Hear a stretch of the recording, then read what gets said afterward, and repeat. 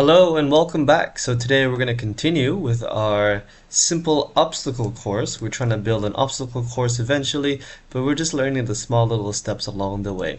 So today we're going to learn on how to create a speed boost script. So this might be a very useful script to make things go faster, make someone run faster.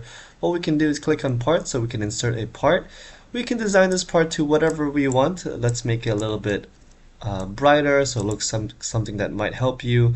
Let's insert and make it yellow or green, and then we can insert a particle effect. To insert a particle effect, we can click on the part, hover over it, and click on the plus sign, and we can insert sparkles. So there's other things you can insert, but in this case we're going to insert something called sparkles.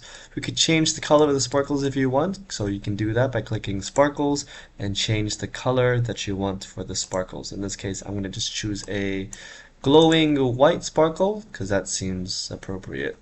Next, what we want to do is, like how we did last time, we want to insert a script by hovering over the part, click on plus, and inserting a script. So over here is the speed boost script. You can change the speed boost to whatever you want over here.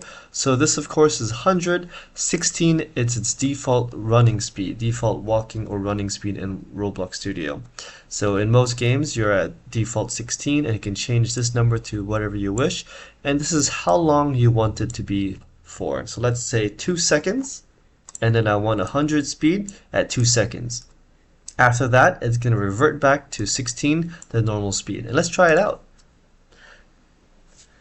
So let's take a look over here. If we touch the part, it should let us run really fast for about 2 seconds and then back to normal. As you can see over here, I am running really fast for just 2 seconds and then back to 16, the normal speed. Let's try it again, and it works again, and it works again.